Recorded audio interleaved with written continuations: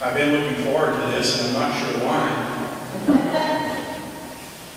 I want to say before I begin, because I am going to stick to my manuscript this evening, which is a rare thing for me. I wander everywhere, and I usually keep a card or two in my hand. People of First Community graciously wrote me in that manuscript packet years ago. But because I have some particular things I want to say, and these days people get wound up about labels, I thought, well, I would stay to the script, and I could go off on questions and responses later as you wish. So I want to say first of all that while I'm going to be using Flannery O'Connor and one of her stories as a medium, I am not a literary expert. I'm a lover of fiction and Southern writers, and have found in those stories grace, and sometimes don't know why. Nor am I necessarily a seasoned theologian. In fact, sometimes oftentimes wonder what on earth some of their professors were thinking when they gave me the diploma that said I could go out and pretend to do theology. So I'm not going to pretend to do that this evening. I'm going to kind of put some things together and see if they stick for you, and see if somewhere in that you can find some connections, blessing, or create an itch. That's always better to create an itch, folks. So we'll see how that goes. So with that said, I'm going to kind of move ahead and sticking to the script as I go. I do want to begin thanking the people of Northaven United Methodist Church, the Dallas area Christian Progressive Alliance for this opportunity. But I'm also grateful for the work that both communities have done and work at in doing justice and loving mercy, as well as promoting the gospel message of radical inclusivity. I certainly want to applaud the members of Northaven and the Christian Progressive Alliance for the work that you do. Second, as a preface, allow me to do some contextualization. My wife, who is a sociologist by discipline and training, through the 19 years of being married, she has wandered off occasionally and picked up theological texts that I might bring home, articles and so forth, and she always scratches her head. Why is it that theology people feel the need to spend at least a third of their writing talking about context? But I think it is important that you know what lens I'm looking through as I'm attempting to present and make a stand and self-define what I believe in. So I'm just going to do some of that right now and say that the first thing is that I am a white, guess that, straight male who with great work and constant effort recognizes the privilege that such identification is bringing and the grief that accompanies this reality when I ponder the inequities that are forced upon others by a society and a culture that we have created. I am also a self-identified Tar Heel. There's a saying back home, Tar Heel born and Tar Heel bred, and when I die, I'll be a Tar Heel dead. I'm also a mountain man, born in the Smoky Mountains of North Carolina. Some of you Methodists may know Lake Juleska. Every time I go home to visit Mom, that's my walking trail down around Lake Juleska. My daughter Anna and I have worn our own little path around that lake, walking through many of the days of rain and sun, and sometimes even a little ice and snow. I am somewhat educated, and I use that term loosely, but on occasion am prone to be a good old boy. So if someone puts a fishing pole in one hand and a beer in the other, well, who knows why. I was born in between two family systems with strong Baptist bent. My father's family was mostly self-made business people, moonshiners, resorts, and yes, you could be a Baptist and a moonshiner at the same time. There's a lot of good Baptists who were moonshiners back where I grew up. Methodists were too respectable to get into moonshine because they just drunk the moonshine. I also, on my mother's side, was dominated by an activist farmer preacher, a kind of John Appleseed of Baptist churches in western North Carolina. And his preaching was harsh. And you know what? It was also tempered by my subversive, snuff-dipping, humorous, merciful grandmother, thank God. Both families held two things in common: a love of the mountains, topography, climate, space, location, however you define it. And they cherished a narrative culture, which is why I labor so in this e-culture. I should have been born another time. So when Kim inquired as to my willingness to do something on workers' rights and workers' justice, what else would I do but to turn to a Southern, deeply religious storyteller who was fascinated by the evangelicals of her day and the harshness of her own Southern culture and the religion found therein, Flannery. Now, having given you that context and introduced our storyteller, allow me to take a few minutes to identify just some of the challenges facing workers who are seeking their rights and justice in America in general and Texas in particular.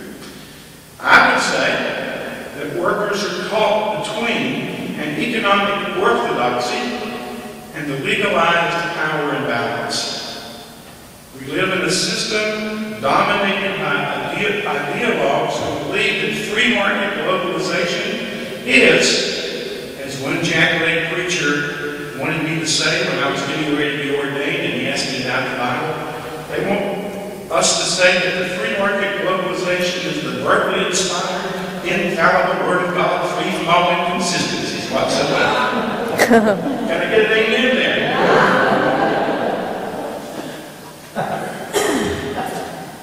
Dr. Reeder, who happens to be present tonight, which is why I'm feeling a little more intimidated than I usually would, gives us a pretty concise analysis of this phenomenon in his book, No Rising Tide. This orthodoxy that is developed around our economic system.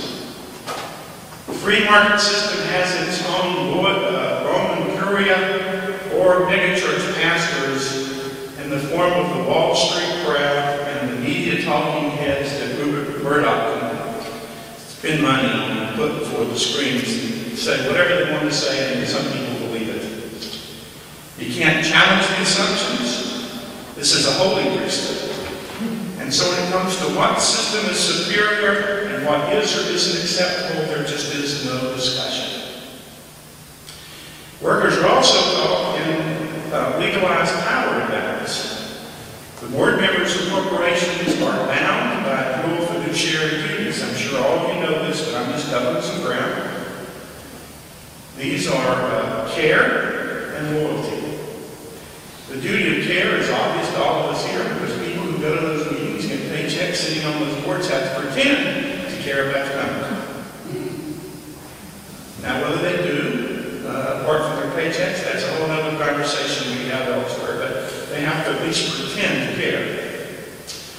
But they also must be, first and foremost, loyal to the best interests of the stockholders. This system really got codified through the courts and some legislation in the 19th or in the 20th century. Because prior to that, you could find some of the case law and some of the legislation that came about. Workers won some power when the Wagner Bill, the National Labor Relations Act, was signed in 1935 by President Roosevelt. By the way, my grandfather's house, a Baptist preacher, Jesus in the bedroom was on the wall so that they faced Jesus every night when they went to bed. At the head of the bed, looking over them, lunch roast. They trusted Jesus, but they knew that Uncle Franklin was always leadership in him. It's just the nature of the family. This bill gave workers the right to organize in ways that they did not previously had, but then the legislation was severely weakened in 1947 by the Hart-Taft Act, which wasn't signed by Truman, but unfortunately was used by Truman in some, I think, destructive ways. And then the rights throughout the 1980s continued to deteriorate. And today it's incredibly difficult to organize workers almost anywhere, and impossible to organize workers. All things are possible with God, we say, but pretty much impossible in the Bible Belt. Well, why do you think that's so? People who read on the Bible and dust their Bibles and carry their Bibles to church and get a certain percentage credit if they use their Bibles. It is here where we seem to be most resistant to reading the Bible, or at least the prophetic literature. A second challenge workers face is when government administrations take a decidedly pro-business stand, which leads to often grave consequences for workers. I don't know if anybody can think of a situation like that. This state is a prime example when this happens. Workers get little or no safety training or equipment. OSHA requirements are flaunted because, after all, there's such a limited number of OSHA representatives. They don't really worry about anybody showing up at any given time. Workers oftentimes on construction sites with few breaks. They have to use used and faulty equipment. Texas, in fact, leads the nation in construction deaths, far ahead of the second highest number of deaths, the state with the highest number of deaths, which is California. On top of this, there's the bill of wage theft in Texas. And though Texas just passed, this past session, a wage theft bill, and our governor signed it, some of us have debated whether or not he was sleeping when he signed it, but he signed it. That for the first time gives local law enforcement people power to go out and actually charge people with wage theft. I was at a Dallas Peace Center this summer, and at our table, conversation came up, and we were just talking about this and that and the other about the working workers. And when I mentioned wage theft, there was this scratching of the head, people wondering what that was. Because I think most people don't realize how prevalent wage theft is, especially in border states. Wage theft is as it sounds. People, they cut a deal to come to work. They work 40, 50, 60 hours on the site. They do their job. When it comes time to pay the paycheck, they don't get paid. Now, the immigration issues, of course, are very connected up to wage theft. Because how do you go to complain, and where do you go to complain if you're undocumented? There's also lack of benefits. Employers offer very few, if any, benefits, and of course, Texas being the only state in the union where workers' compensation isn't required, this makes things even more difficult. For instance, when somebody gets hurt, for instance, on a construction job, the contractor hasn't paid. They can, but if this particular situation, they haven't paid workers' compensation. This person has no insurance. Where is this person going to go to be taken care of? And the answer here in Dallas would be Parkland Hospital. Now, who's going to pay that bill? So we, in fact, are subsidizing less than moral, less than righteous contractors in Texas. Okay, I spent plenty of time identifying a few of the problems facing workers, and I haven't even scratched the surface. So why does such a system exist in a state full of megachurches? Oh, God, megachurches, that's when I was a child, I used to go visit George Truett's brother. He lived close by. Oh, because I was sure I was going to pastor for his church in Dallas someday. From all Baptist preaching was just dream of. And I often joke that God got all confused in the process and wrong first church.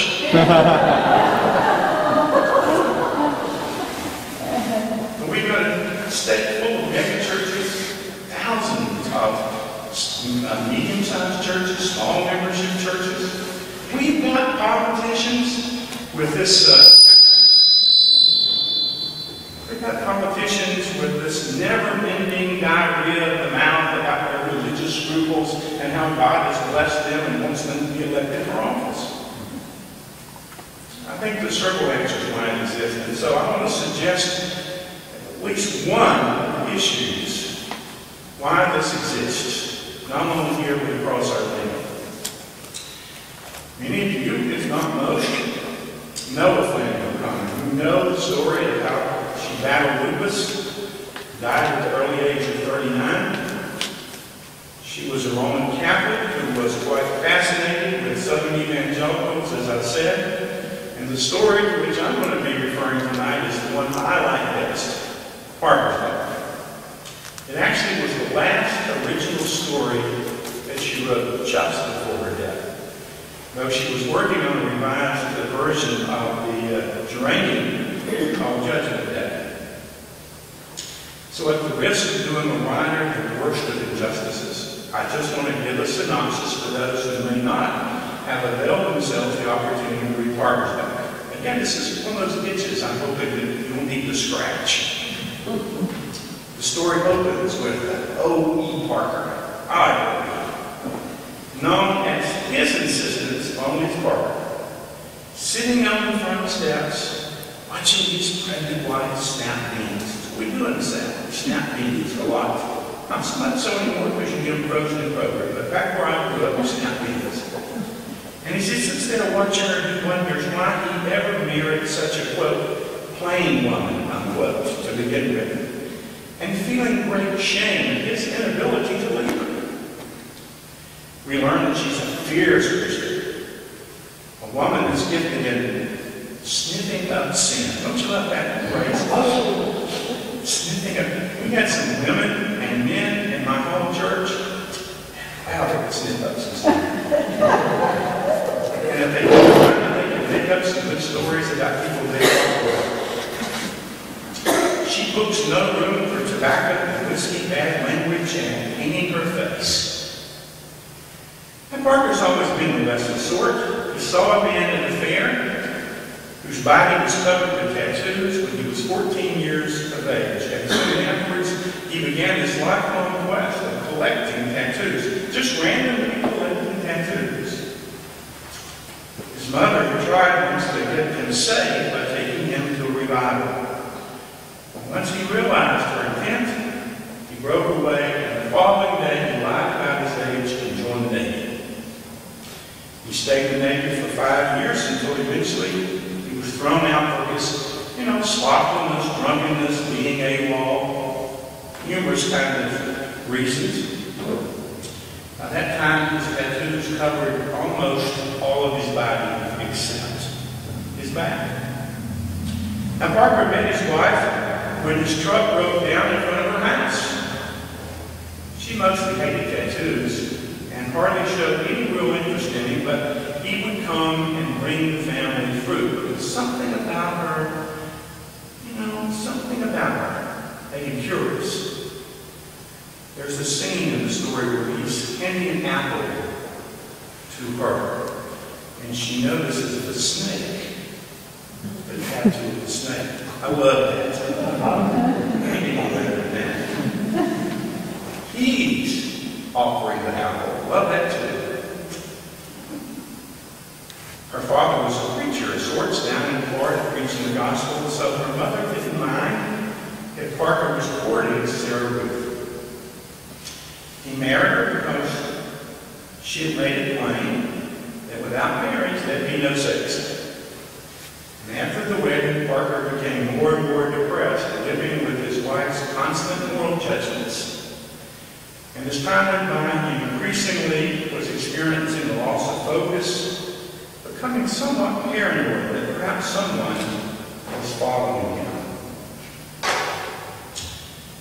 Now, the great epiphanic event that changed Parker came as he was baling hay out in the field, driving the tractor, and he was preoccupied with the thought that perhaps a tattoo on his back, maybe that would impress Sarah Ruth.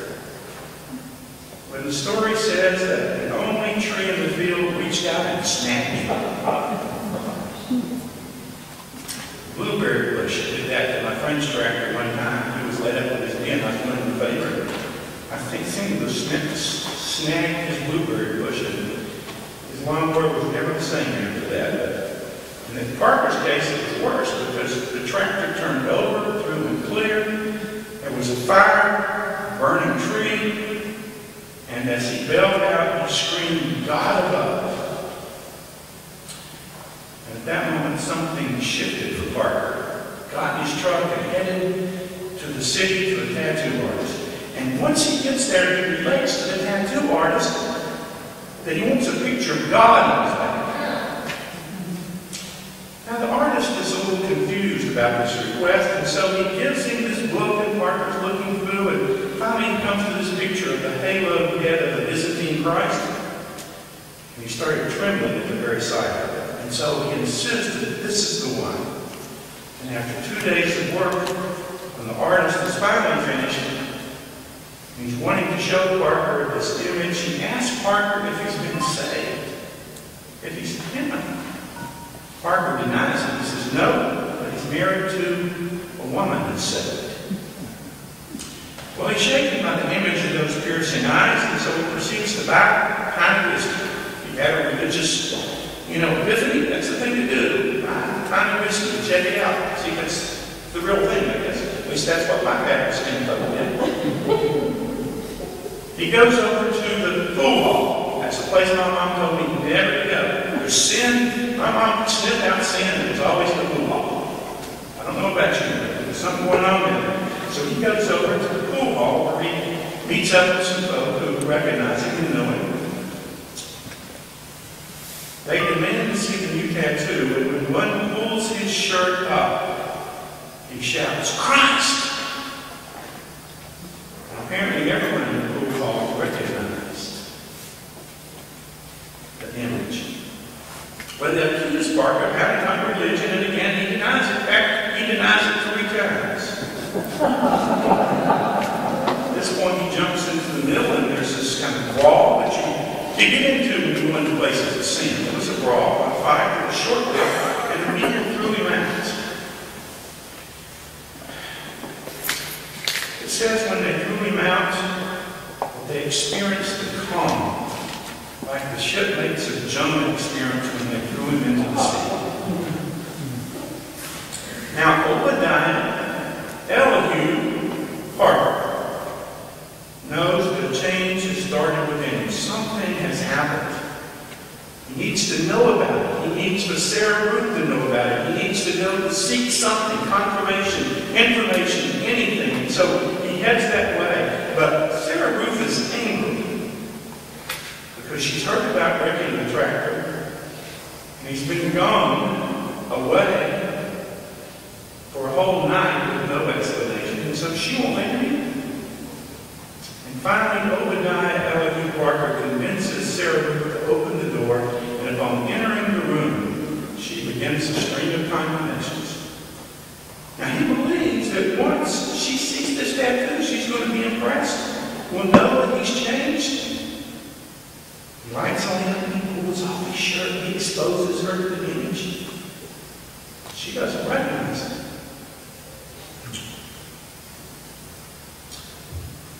He tells her that's God.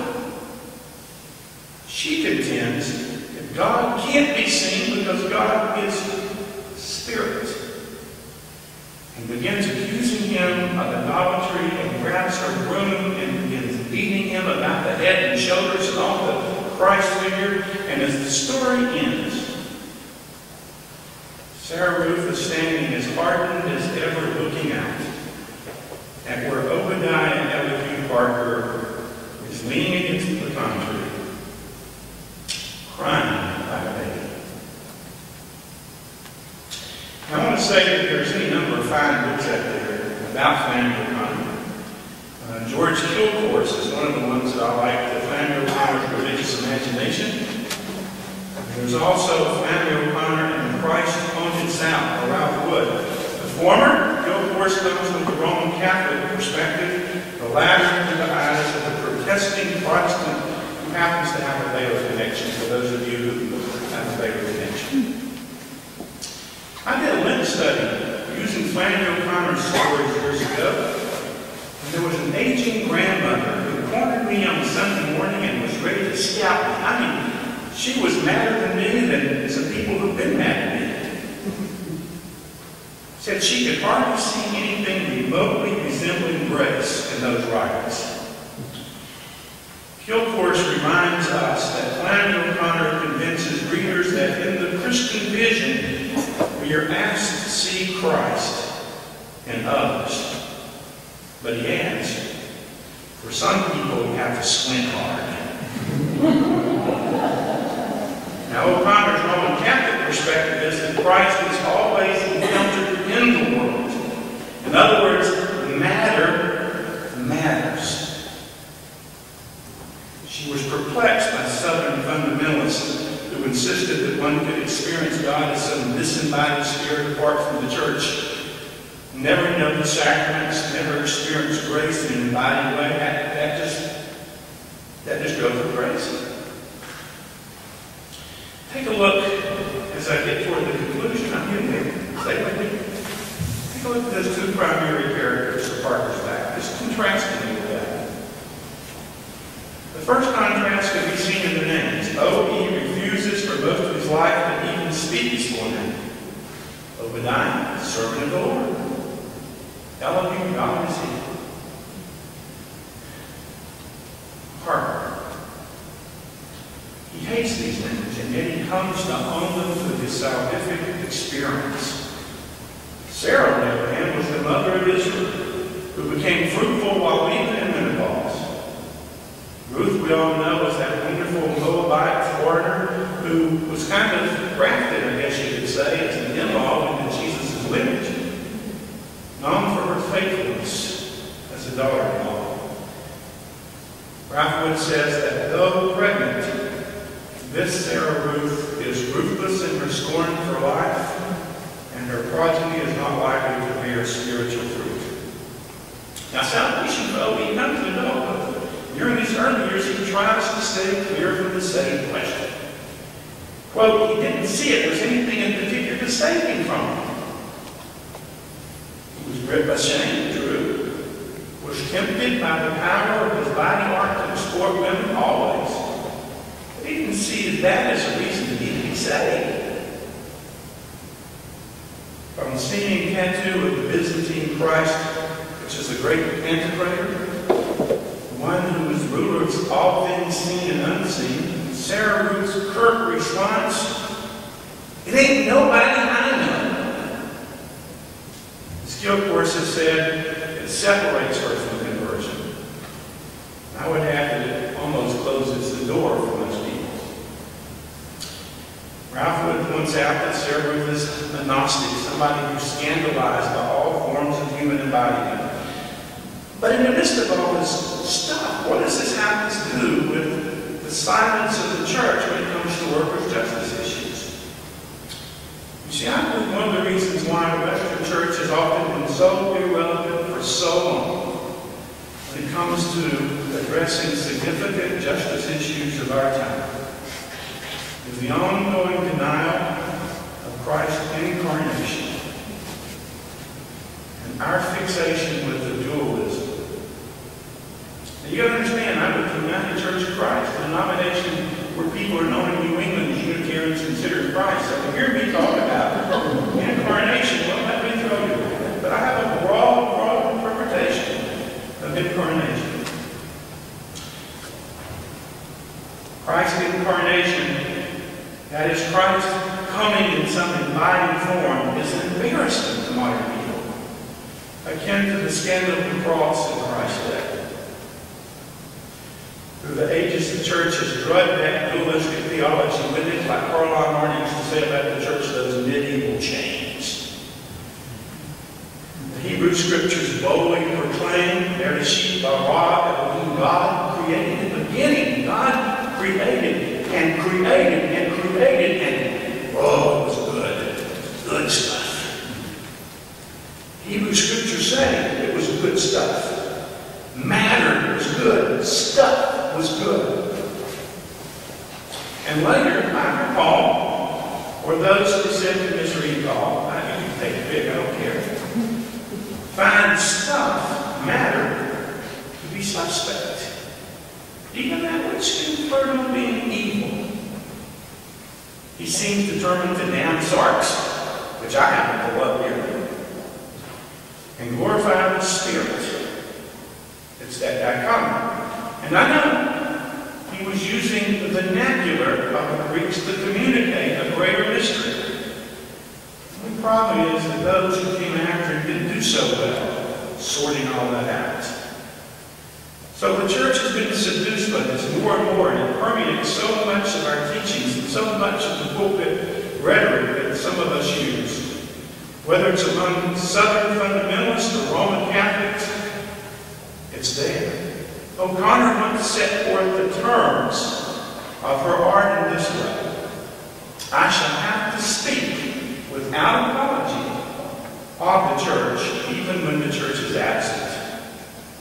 Of Christ, even when Christ is not recognized. Few people who claim to follow Christ saw Christ in the faces of those being transported in the infamous Middle Passage. I'm going to get louder here just so you know, okay? It's a preacher in me. Few of them saw Christ in the faces of those crossing in the Middle Passage. Few people saw, those religious people, my people across the South, few of us saw Christ in the faces of those who were being beaten and lynched and treated in despicable ways in the civil rights days. Few people saw the image of Christ in the face of those who were seeking suffragist rights and later seeking equal pay for equal work. Few people see the face of Christ in those who are seeking, even today, full civil rights in the LGBT community. Those who, throughout the years, stood and fought for fair working conditions back to the Triangle Shirtwaist Factory strike, and those who later, after they struck and did not get what they wanted, many of them were killed in the fire because the people owning the store, the factory, wanted to save a dime and lock the doors. See, they didn't see the image of Christ in the faces of those women sitting in those sewing machines. They only saw profit. People simply don't see the image of Christ for those who are out fighting for humane working conditions across the land. Those who are fighting for the right to organize. Cesar Chavez and those who fought with him to organize farm workers. They didn't see in the face of those farm workers the face of Christ. They don't see the face of Christ and did not see the face of Christ for those who continue to work for the rights of children, even though they no longer have to go into the workplace to be exploited. Oftentimes their funding is eliminated and left to be on their own, the most vulnerable among us. The church sometimes weakly found its voice on their behalf, and mostly preached Jesus to them, so that their souls may be saved for all eternity. So even if their backs were broken when they died much too young, we prayed for them. In the Middle South where I grew up, any preacher who was honest knew that come time for Christmas, the company would find a way to get a check down to the pastor's desk. The message was clear. There's plenty of heaven to preach on. No need to talk about the wages we pay these people we preach to. The reason for the church silence on workers' justice and other issues are so many and so complicated. Many churches have significant endowments to protect. We clergy, we have our pensions we want to worry about. We have funds invested in an economic system that plays off the workers here against workers there. Some of the largest, if not proportionally generous parishioners, count on not about such matters on Sunday morning. They come to have their souls uplifted, to have the pastor be sure to finish up the Cowboys kickoff, not to hear their pastor meddle in politics. Religion is so sweet, so uplifting. We're silent. And I'm getting to the end, trust me. We're silent because we have confused the cultural conversations about the efficacy of competition with the biblical vision of humans being called as collaborators with a holy, just God, one who's about the work of restoring creation to its rightful place. And if workers can't learn how to work smart, or adopt a new economic landscape, or find ways to fit into the global economy, or work at a competitive wage scale, even if it's with somebody in the Philippines, they will simply be left by the wayside and say, "Oh, isn't it too bad? We should have had more workers training before them." I would raise the question this evening before we get to your questions as to why we're going to opt for the aforementioned pragmatic narrative when ours is one of a God-invited society where justice is done and mercy given and shalom celebrated and experienced. Early on in O'Connor's novel, Wise Blood, a trained porter reacts to also one of my delightful favorite characters, Elihue is Church of the Unchrist, which oftentimes is kind of reflected in some of the churches I've pastored. You know, where the lame don't walk and the blind don't see and them their dead stay that way.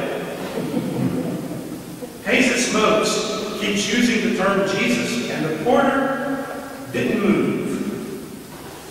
Jesus been a long time gone, he said in the sour triumphant voice. George Kilgore's comments, the porter delivers more than a statement about the historical Jesus. It is an observation about a culture where religion has become confused with sentimentality and success. I believe that it's time for the church to find its voice. I know that some of the glorious past resolutions, God knows I've been a delegate to our General Assembly, 2 different ones over the years, and only God knows how many things we can find to talk about and pass resolutions about. So we passed some resolutions, and we're down to the rock bottom in terms of staff time, and said, "Here, why don't you take care of this one?" And then the churches say little about it because the preachers don't get rewarded for saying anything about it. My congregation, well, they reward me for such things. Or at least I choose to believe that way. We can see Christ's face in those whom we encounter seeking justice. And if the church is ever going to find its voice in a credible way in this time, this present crisis, we have been delivered an excellent opportunity. I always think of Dr. King's letters in Birmingham. He talks about the churches, all the churches. And she looked and passed by those white churches. And why there just seemed to be this not only closed doors, but just closures about the real painful issues of the day. It's time that we move beyond our usual eleemosynary acts of kindness and charity, and this food painting and that. They're all good. But they don't fix the problem in the long haul. It's time to move beyond rhetoric to honest questioning of every tenet of our economic system. And I know what I'm saying when I say that. Those that we've been asked to mindlessly accept as truisms. Now, I personally hire labels because they're used to shut down conversations and they're effective. So if you want to ask me if I'm a socialist, one of those kinds of people or something else, well, I don't care if you ask me questions. It doesn't matter. You just got to get to the conversation. If we're following the way of Jesus, if we are, we're going to find the courage to ask the questions, have the conversations. And if there's truth in what we believe in, then we'll discover the truth in it through the community and studying the scriptures and trying to recognize Christ among us. It's the quest, I believe, to which the church has been called. I also believe, my oldest daughter notwithstanding, that the church ain't beyond hope. That there's still opportunities. There's still time. But the people seeking justice have got to know that we're with them. I want to close by a couple of things and we'll open it up however we go. John Justice Group and the labor, our workers' rights group, has for a number of years been having hearings. We usually have it over at a courtroom where we get a chance to hear various voices of the community and various levels of pain and different kinds of information. And this is an organization I have found, if people want handles, that I really do enjoy the collegiality, I enjoy the focus, I enjoy the community. So if you're looking for a handle, that's a good one. But I also would not want to, I would not fail to lift up the president working in Austin, the Workers' Defense Project, who have been dealing primarily with Spanish-speaking workers, but are the ones who really forced the issue of the wage step bill. And hopefully in 2012 we'll be opening an office here in Dallas, where they will be working to pull the church folk together to find their voices. And there are other ways. I said to somebody before I came in, we had that over at Grand Prairie, Gene Lance. I wish Gene was around tonight. I need people like Gene to kind of kick me behind it once in a while. We had this union song revival. And so, actually one of Jan's hymns was read that day. But I said a few words, and some woman, 75, 76, I don't know, years old, came up to me and took my hand and wouldn't let go. And just shook my hand. And what she said was that through her years as a union person, that they almost never saw a clergy anywhere, anytime, or heard from us. And she just wanted me to know how glad she was that I showed up. I thought, boy, that's a pretty low common denominator, isn't it? Just showing up. I mean, I don't ever get credit for just showing up anywhere. I use that to say that people need to know that we are with them in their struggle with justice. They need to know that somebody cares. We ought not to be taking over. We ought not to be acting like we know everything. But showing up and being there is a pretty significant thing. So again, I thank you for letting me come and spout and go. And I had this done in 25 minutes, and I know I ran a little longer, but forgive me for that. I'm here. So if there are questions you have, hopefully we can do that. If you want to divide it into groups, we can do that. I'm open to a little dividing.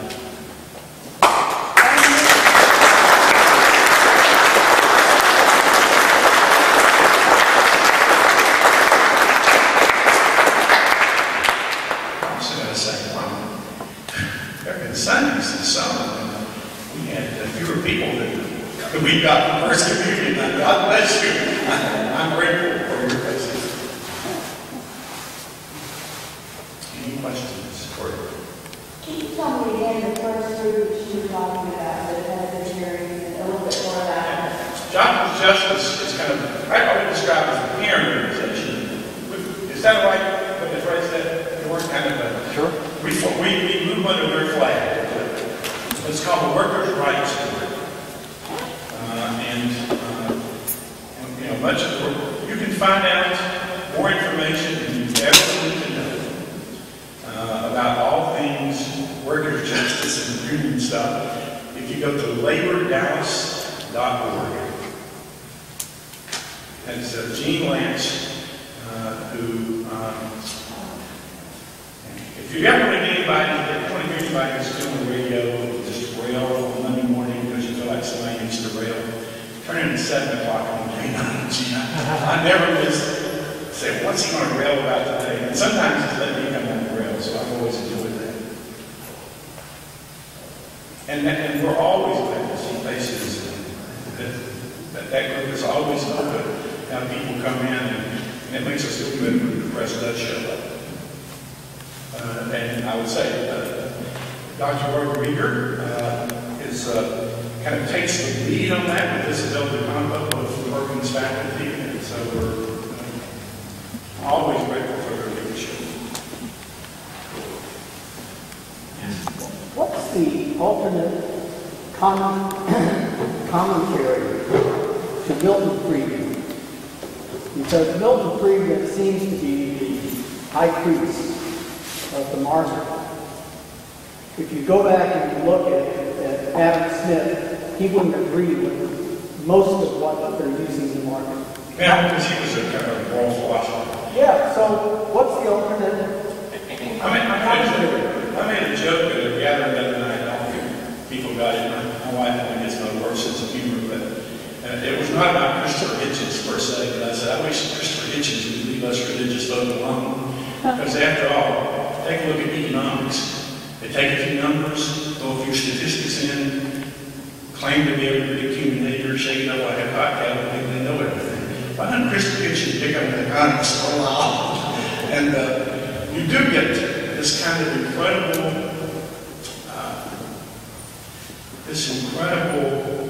inflexibility. And I think that part of that I understand because having been raised in serious fundamentalistic country and a serious fundamentalist church, when I went off to college, I was always told about the Bible, don't let anybody mess with one piece. If somebody messes with a piece, it's all going to fall, and then you're slowly in jeopardy. And it seems like systems where things have been put together that can't be questioned ought to make us question them even more. So when people go on these tenets, well, if this happens and investors do this, or the market does this, then we know we can do this, and this is going to be the result. And Friedman's one of those folk who assumes that he's the Bible. You don't mess with any of his basic principles. And so, I firmly believe that if anybody has any sense of what is true, then that would be with having a question. And that comes from my experience that I've ended up questioning everything.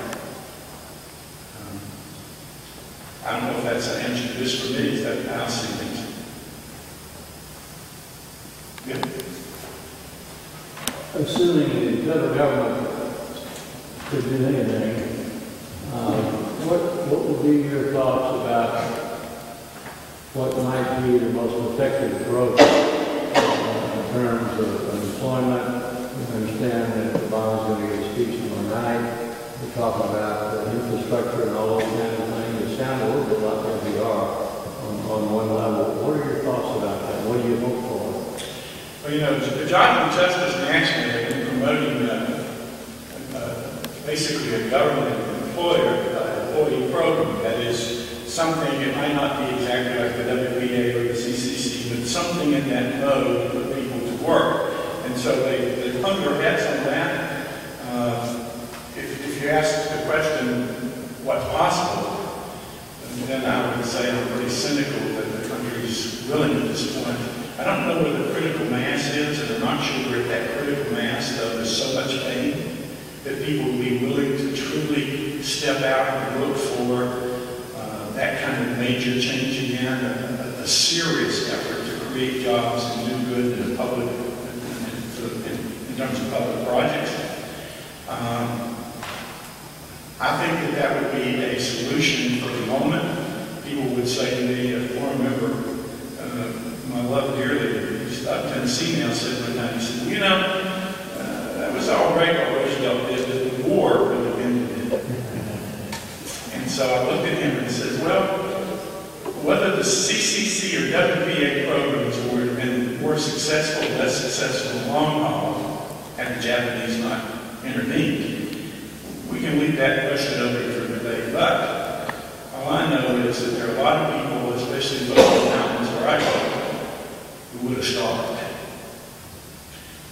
And so the the immediacy of putting people to work, giving them a sense of who they are, a sense of dignity in that.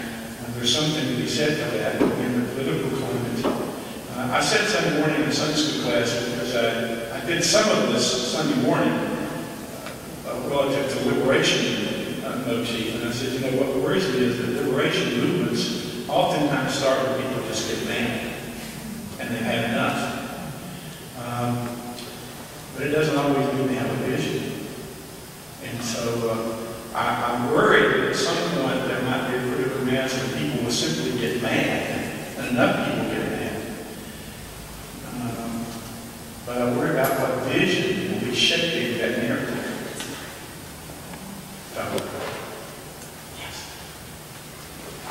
You mentioned Dr. King in your presentation, and upon his before his assassination, he was organizing labor, poor people at Ebenezer, not being assassinated because of civil rights, but rather because of organizing around issues of labor, and particularly in Memphis when he went there to the garbage strike. What would be your thoughts about the reconnecting with Dr. King and that vision, those efforts that he was attempting to do then with black churches, white churches, and moving from monument to the middle was a statue in Washington State back to movement. And then the second question you alluded to was the face of Christ, which is a quite interesting question. And one being one of African descent, of course, and you mentioned the middle passage, seeing the face of Christ because of the incarnation versus the spirit of God within human beings. So that when we begin to see both in gender as well as color, this ideal of face versus the spirit. Well, let me hit the second one first. When I talk about incarnation, and I use that kind of imagery, which I think is both somewhat real and also biblical.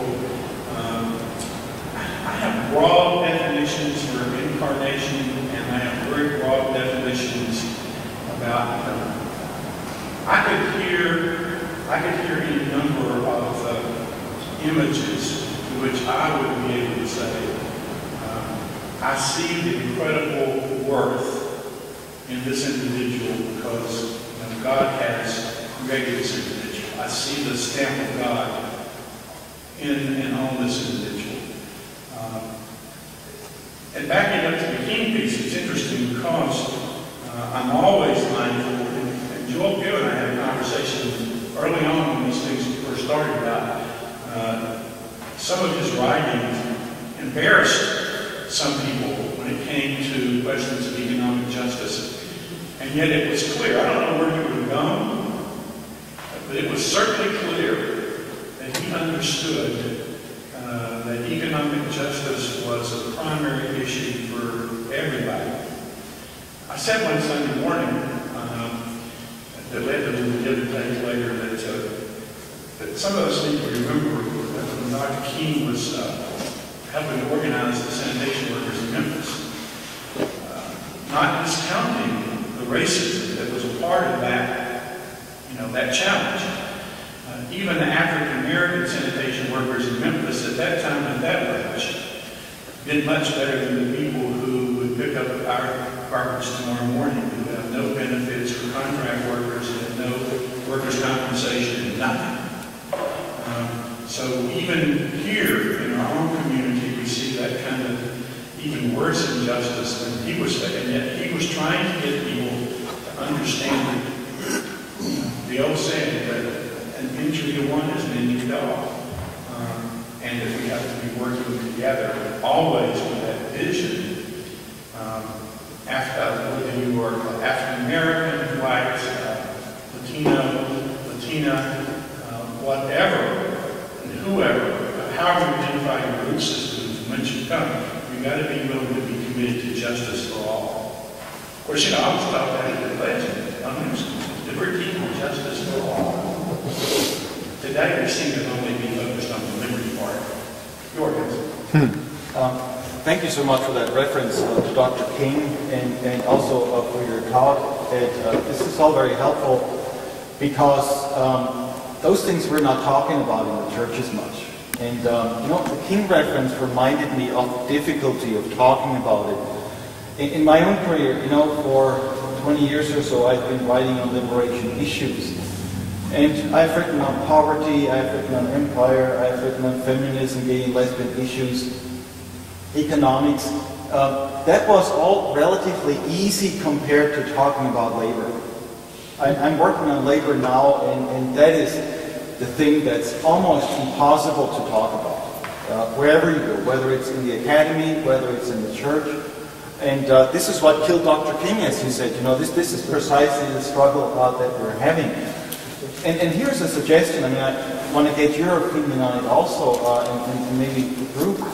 What I'm wondering is if we were to understand that labor is not them, labor is not the others, you know, that in this situation it affects more and more of us.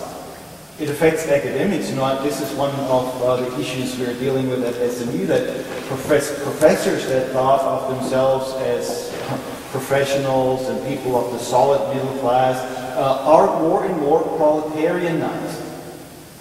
I mean, I can talk a lot about what that means and what that looks like. Pastors, in some ways, are proletarianized because they are supposed to fulfill the expectations of the people who pay them. You know, if you're a middle manager somewhere, that happens to you also because you're not in control.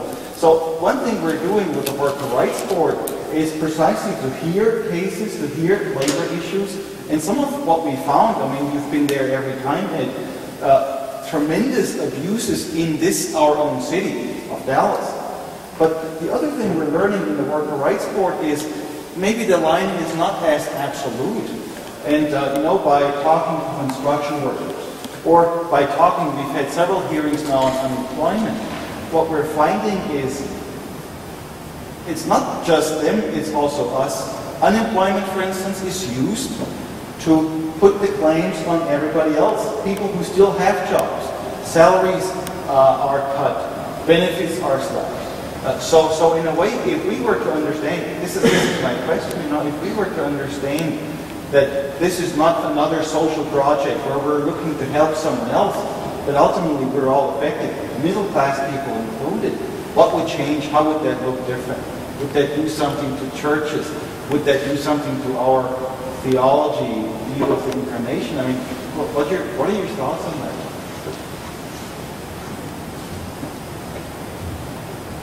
I think it's getting late.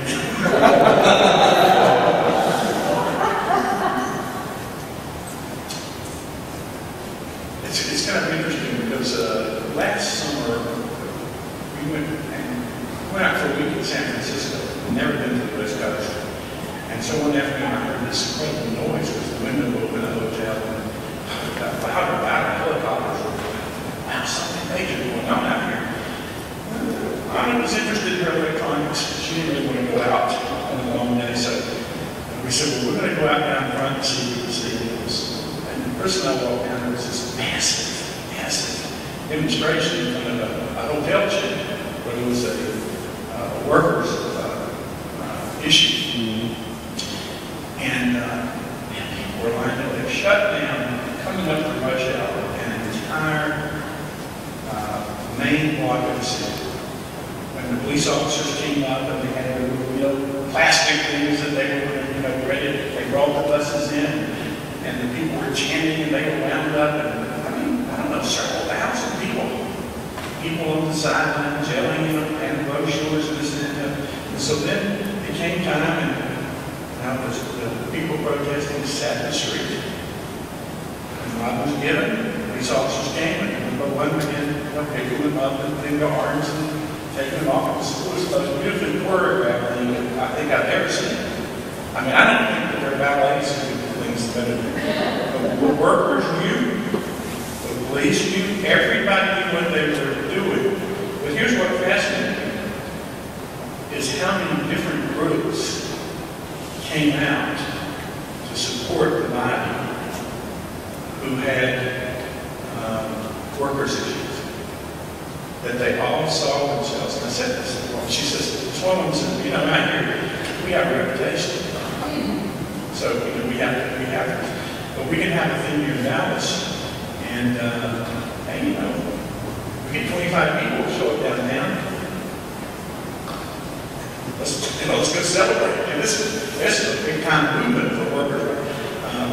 It seems that, and I went down to lobby for the Workers' Defense Project in Austin for some of the bills and stuff, particularly wage that bill. And two of our members went down with us that day, with me that day. It was interesting because teachers were everywhere. I don't know why. But teachers were just like everywhere. Students were everywhere. And it was interesting because almost everybody in that Capitol building that day shared concerns about issues that crossed. That had something, people who had some concern that had to do with the other group. And yet, this stuff happens all the time. And getting people to understand that all the issues are our issues. All the issues of aggression are our issues. And I know we only have a limited number of checklists we can go out with, but in some organized way now, people will take their passions, people of faith, and to stand with others to say, this is about all of these issues about us. I don't know, that kind of thing. I would just say, I'm going to try to go to your meetings because I think that we need, in times of high unemployment, it seems that management has lost out. And so, the labor movement is just so hard to get any excitement about. We need a cause and a person. I think every good movement, you have to put a face down of it, it's a face of God, or, if they know the situation, and I think if more of us knew the injustice, then maybe we would make an impression on those in power. But this is not moving it, and you can't do this. But it has to be a critical mass. You have to get the word out. There's no radical building has written, well, autobiographically, wonderfully, his novels are less than stellar. But, we've always had an interesting thing looking across the South, especially the textile workers. And I wouldn't want to defend this because Bill said it, but I thought it was interesting. He always said, African Americans in the South never lost their souls. And that they always knew who was screwing them over. They always knew kind of what it was about. And poor whites and males, they not only lost their bodies, but they kind of lost their souls because they were willing to be manipulated. Because the people who owned the mills said, look, African Americans, you watch your women, you watch your jobs, you watch everything, because they're out to get you. And then, it's kind of time moving on and integration, but it's the communists. You gotta watch the communists. The communists are everywhere. They're out to get you. They're going to ruin your job and ruin our company. It was always about somebody else. That those who were making the money kept the workers' minds somewhere else on something else. And that's also, it's not about somebody else. Again, it's about us and justice. I think we probably need to, I'm feeling like people are probably heard enough.